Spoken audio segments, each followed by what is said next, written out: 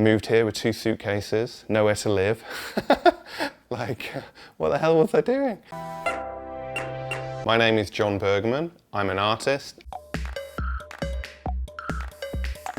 I think the way that I draw is very much in tune with the way that I am, the way that I think, the way that I write, the way that I talk. Just like all my tastes combined lead me to sort of working in that way, which is kind of a little fluid, a little bit goofy, kind of colourful, kind of fun, a little bit messy sometimes, but lots of character. Growing up in the UK, it's all very familiar to me, and I don't think that necessarily leads to making interesting work. It's important as an artist, I feel, to be a bit of an outsider, so I had to put myself in a new place. I'd already become the kind of person I was, and this is Jon, and this is what he does, and this is where he lives, and you kind of get into a routine. I had to break that in a massive way so I could do new stuff and be excited about like waking up every morning and not knowing what's going to happen. You know, where else would you be more surprised every day than New York? You know, it's crazy stuff every day.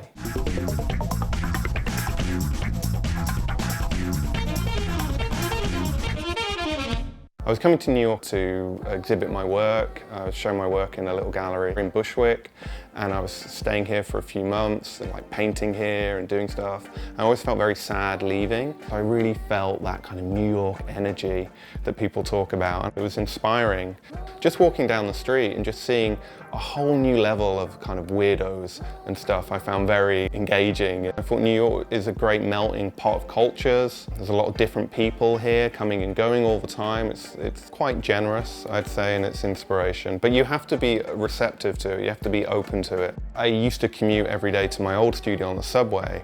I think a lot of people frame the commute as a sort of a schlep or a like trudge, you know, and it is in a way, but at the same time, it's a real cross-section of people, and what they get up to in there, we're all squished in these little tubes, you know, shooting around.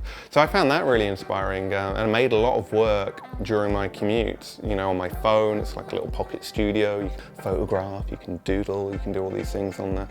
All the street art, like the weird tags and scribbles and posters that have been ripped off, but half of them are still on there. There's so much beautiful, abstract, expressionistic, you know, works out there, and collages and things that if you frame them in your mind in that way, they can be really interesting to look at. And just walking down the street and there's some parade and you don't know what it's for, and it's for this culture or for that, you know, and it's like, that's really interesting. I found inspiration and took it back into the studio.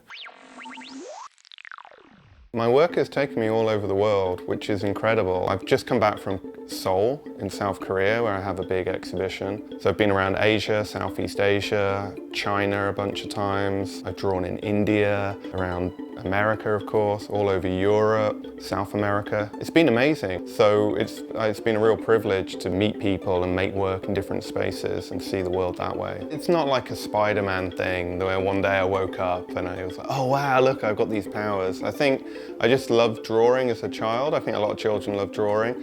And sometimes they grow up and stop drawing, and I didn't.